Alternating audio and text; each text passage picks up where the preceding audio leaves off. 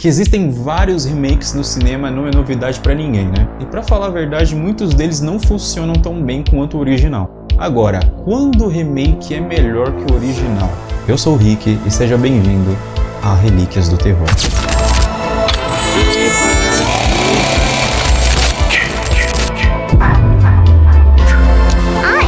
I'm Chucky, and I'm your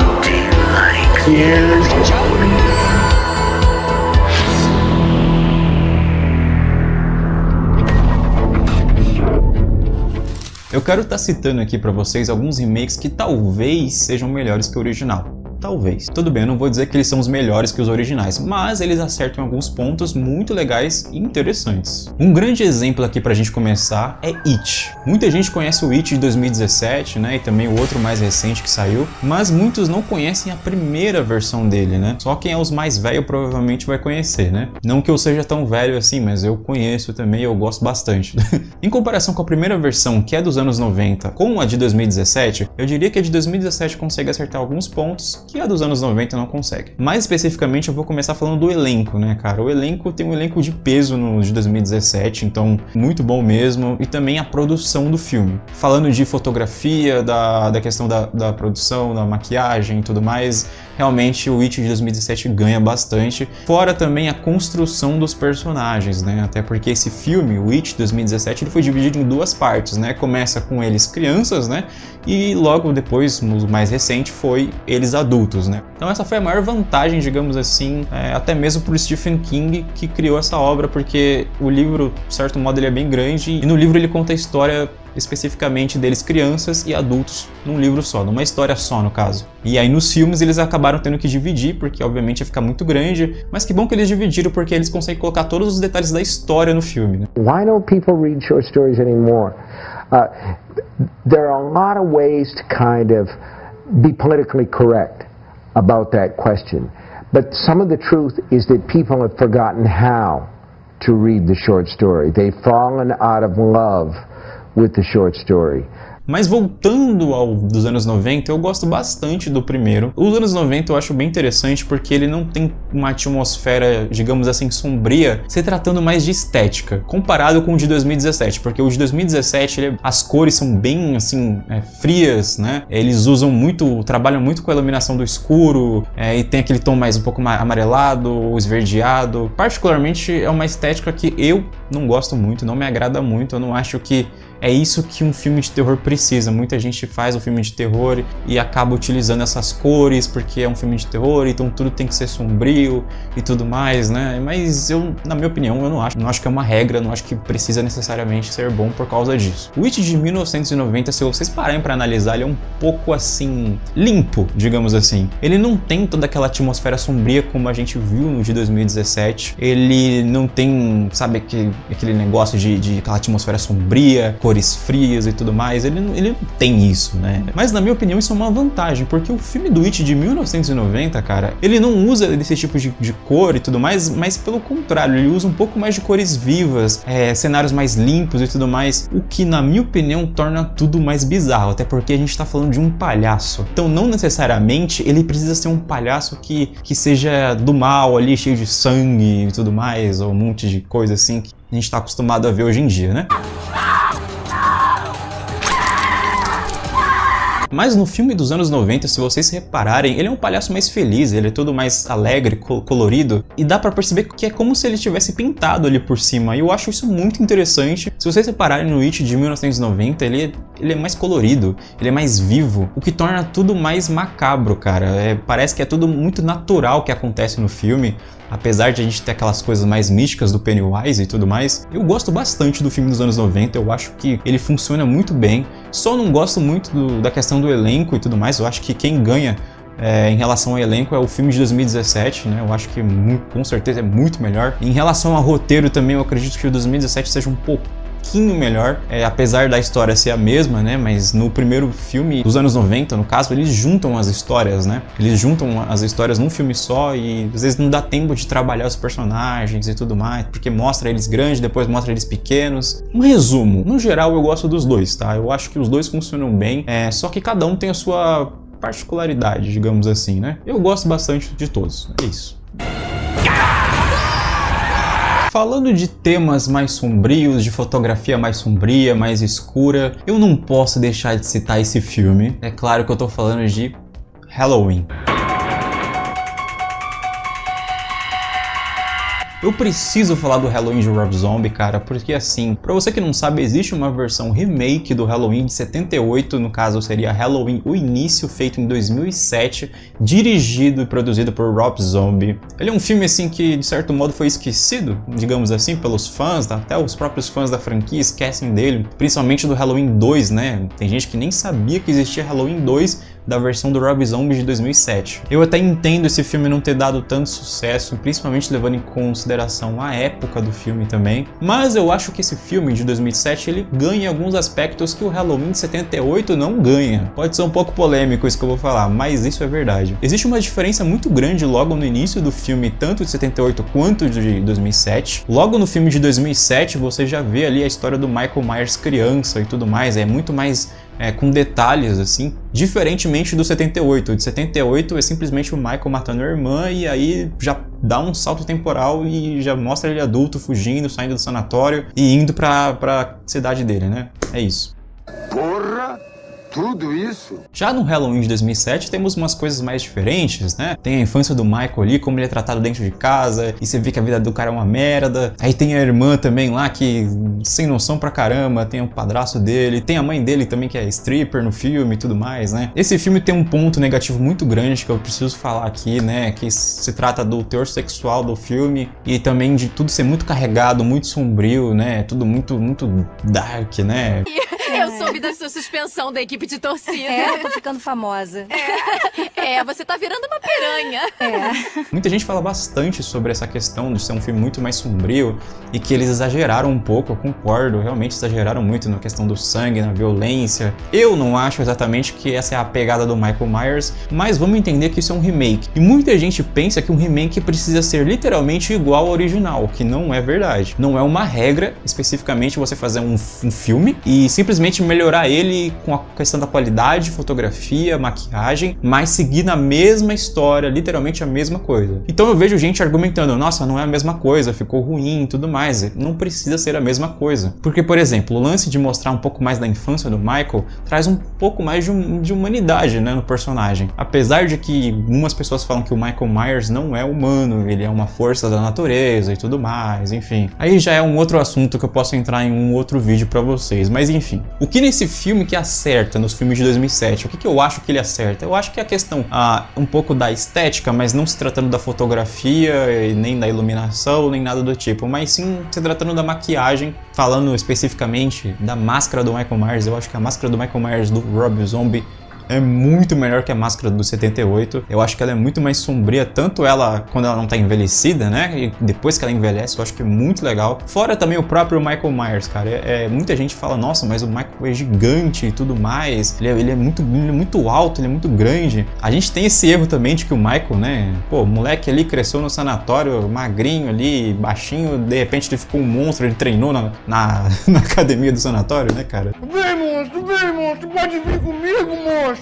Isso realmente é um erro, tá? Mas tirando um pouco dessa parte, eu acho interessante fazer ele dessa forma, porque ele precisa ser uma figura mais amedrontadora. Então, se tratando de um pouco da estética do próprio Michael Myers em si, eu acho que eles acertam bastante. Mas ainda assim, o filme de 78 consegue ganhar, principalmente pelo elenco, né? O elenco, a fotografia do filme. Eu acho que tudo isso, se juntar tudo, fica muito, muito legal, e eu acho que é por isso que o filme de 78 ainda consegue superar o de 2007. O que eu acho que acontece no Halloween, que as pessoas não conseguem entender muito bem, é que esse filme é um conto de terror, cara. Halloween de 78 é um conto de terror, é como se fosse uma fábula. Então ele não precisa especificamente de muitas explicações e tudo mais, porque se você reparar bem, ele é só um conto de terror, gente. É um cara que volta pra cidade dele pra assassinar todo mundo lá, mas não especificamente por algum motivo, mas é porque é noite de Halloween. Então é como se fosse uma história pra você contar, sei lá, pra algumas pessoas e as pessoas ficarem assustadas e tudo mais. Mas ela é simplesmente um conto de terror isso, gente. Isso é o que muita gente esquece e eu gostaria muito de ressaltar isso aqui nesse vídeo, porque muita gente esquece disso. Resumindo, Halloween de 78 é ótimo, perfeito, muito bom. Halloween de 2007 é bom, mas nem tanto, tem algumas coisas que eles erram bastante. Laurie Strode, inclusive, prefiro a Laurie Strode do primeiro filme de 78, não tem nem o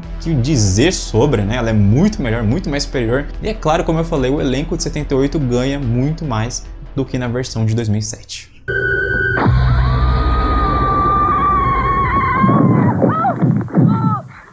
Falando um pouco de temas mais pesados de filmes de terror, como eu citei do Rob Zombie, né, que ele usa toda aquela violência, eu tenho que citar aqui um outro filme que também segue um pouquinho nessa mesma pegada, e é claro que eu estou falando de Massacre da Serra Elétrica. O filme que verão agora é o relato de uma tragédia que atingiu um grupo de 5 jovens, especialmente Sally Hardesty e seu irmão inválido Franklin. A tragédia foi ainda maior pelo fato de serem jovens.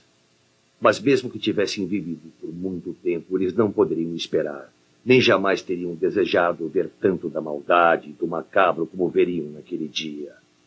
Para eles, um maravilhoso passeio de verão transformou-se em um pesadelo. Os acontecimentos daquele dia levaram ao desfecho de um dos crimes mais bizarros dos anais da história americana.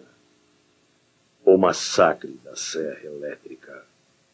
Já vou dizer aqui, não tenha dúvidas que o primeiro filme de 74 é muito melhor, mas muito melhor do que o remake. A saga Massacre da Serra Elétrica é um pouco confusa em relação aos filmes, existe um monte de filmes aí diferentes um do outro, mas nós temos um remake que é o remake de 2003. Esse foi um remake baseado no filme de 74, então ele vai ter toda aquela mesma pegada do primeiro filme, o remake de 2003, mas eu acho interessante citar algumas coisas aqui que o remake de 2003 tem, que eu acho legal, eu acho interessante, eu acho bacana, mas também tem muita coisa que é ruim nesse filme, né? Primeira coisa que eu acho muito legal, que eu acho muito interessante de se falar aqui nesse filme, é a maquiagem do filme, né? A gente sabe que na versão de 74 eles tiveram, né, cara, muitas dificuldades para poder fazer o filme, né, fazer a maquiagem e tudo mais, até um pouco estranha, né? Quando você reassiste o filme, você fala, nossa, realmente tem umas coisas ali que é meio estranho, mas é porque foi uma coisa muito mais caseira, né? Agora, o filme de 2003, eles investiram bastante na maquiagem, na produção, né? Enfim, eu acho que eles acertam bastante, não só a maquiagem, mas também a edição do filme. Inclusive, eu acho a edição muito legal, o próprio início do filme, né?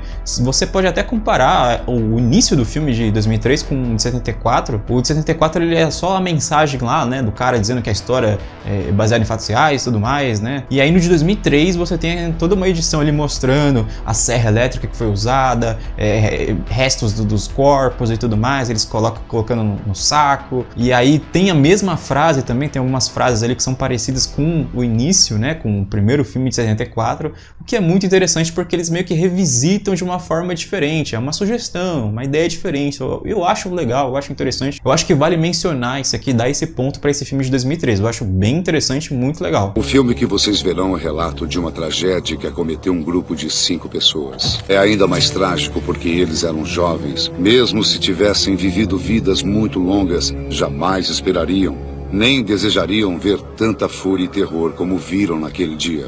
Agora, se tratando de elenco, fotografia, iluminação, e a gente volta de novo naquele ponto que eu falei, às vezes o filme pode estar muito sombrio, com as cores super frias, aquela coisa assim, tudo escuro, mas não entrega, isso não é o suficiente para te trazer um filme bom. Inclusive, os próprios filmes originais são a prova disso, eles não têm todas aquelas cores totalmente mortas, tudo escuro e não sei o que, e o filme funciona perfeitamente. Mas o de 2003, cara, nessa época, os filmes dos anos 2000 nessa época, eles era uma moda muito grande, você pegar um filme, às vezes você tá com a iluminação legal ali e tudo mais, de repente o editor pega e deixa tudo escuro, deixa tudo muito sombrio, e o sangue tem que ser preto também, tudo tem que ser muito sombrio e tudo mais. É uma atmosfera que talvez funcionasse pra época, nos anos 2000, mas hoje em dia, cara, não dá pra usar isso. Eu Eu acho bem estranho. Mas falando um pouco do elenco do filme, cara, o elenco, ele é um elenco até interessante, mas eles não conseguem construir os personagens. Eu acho os personagens muito toscos, assim. Eu entendo que na primeira versão de 74, eles estavam começando, então, cara, alguns não eram muito bons, assim, como atores e tudo mais, mas mesmo assim eles faziam o possível pra entregar e conseguiu entregar melhor do que o filme do remake de 2003, né? Eu acho que entregou muito melhor, porque pelo menos, cara, o diálogo dos filmes, pelo menos dos de 2003, eu acho muito toscos. Mas se fosse falar bem de alguma das pessoas do elenco, é o policial do filme. Eu acho que o policial do filme, ele é muito interessante, ele é muito legal mesmo. Ora. Veja só. Oh, meu Deus, Morgan! Nós temos um assassino. Mas resumindo tudo, a edição de 74 ainda consegue ganhar em vários aspectos, cara. A edição, que é uma coisa mais crua, vocês entendem? É uma coisa, sabe, é direto, entendeu? O que torna muito mais realista, entendeu? Assim como eu falei do It, né? Esse filme também trabalha muito as cores, né? Ele trabalha muito as cores do filme de uma forma que fique mais natural, deixa tudo mais macabro e bizarro e não ficar colocando aquela iluminação toda escura de novo, né? Resumindo, o Massacre da Serra Elétrica de 74 é muito melhor, é muito mais superior que o remake de 2003.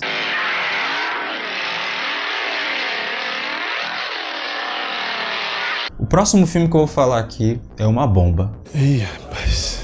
Porém, tem algumas coisas interessantes nesse filme. Tá preparado? Sexta-feira 13 de 2009.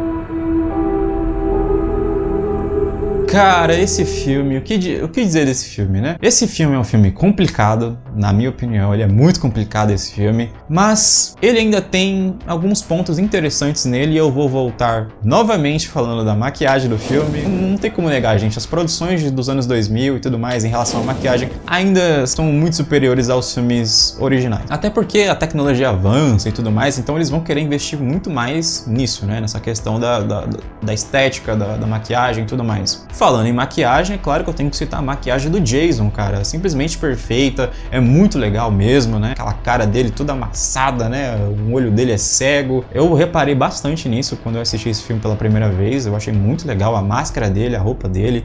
Eu acho muito interessante. Mas nesse filme eu acho interessante também como eles trabalham também a iluminação em alguns momentos do filme. Eu acho bem interessante. De certo modo não é tão super sombrio a fotografia do filme comparada com a dos outros filmes que eu citei, mas nesse filme também eu acho até interessante a iluminação, aqueles tons um pouco mais quentes e tudo mais. Eu acho que combina com a atmosfera do filme, eu acho bem interessante mesmo. Agora, se tratando de roteiro do filme, é complicado, cara, é complicado. Simplesmente eu acho que os personagens não são construídos, se bem que a gente tá falando de Sexta-feira 13, né, são um bando de adolescentes idiotas, né, isso já meio que virou uma regra pra Sexta-feira 13, eu acho, todos eles têm que ser idiotas e a graça do filme é ver as mortes e tudo mais. As mortes são até legais no filme, são interessantes, mas não chega num nível assim que eu falo, nossa, muito bom, perfeito e tudo mais, né? Mas um ponto desse filme que me incomoda bastante, cara, cenas de sexo. Esse filme só tem putaria do início ao fim, cara, praticamente. Round, né? Tudo aquilo. E tem sexo. Palavrão, é sexo. É como se os adolescentes tivessem pedido pro Jason, por favor, me mate, pelo amor de Deus, cara, que eu não... E eu tava pedindo, cara, meu Deus, né? Sexo. Eu ia comparar esse filme com a saga original, com toda a saga do Jason da Sexta-feira 13, mas eu não acho justo. Eu acho que esse filme tem que ser comparado com o primeiro Sexta-feira 13, né? Até porque ele é um remake do primeiro. O interessante do remake é que eles colocaram o Jason como o principal, né? Como o cara ali que vai pegar e vai matar todo mundo, diferente do primeiro filme, que no caso é a mãe do Jason que faz isso. E é claro que eles tinham que aproveitar essa situação, até porque a saga do Jason foi feita durante anos e tudo mais, então eles pensaram, cara, não vou fazer um remake, colocar a mãe do Jason pra matar todo mundo como personagem principal? Não vou fazer isso. Então a gente vai colocar o Jason e vamos readaptar a história. Caramba, tu quase me mata de susto, meu irmão.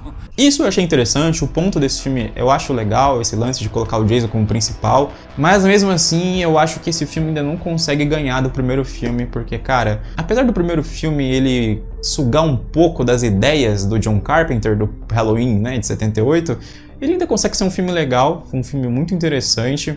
E eu ainda prefiro muito mais ele do que o Sexta-feira 13 de 2003. Resumindo tudo que eu falei nesse vídeo aqui, eu acho que o que se destaca no geral, se vocês repararem, é a questão mais visual. Se tratando da história, do roteiro e tudo mais, eu acho que a maioria dos filmes não ganham, mas falando de construção de personagens, né, fotografia e tudo mais, os dos anos 2000 não ganham tanto assim. Eu acho que os originais são bem melhores.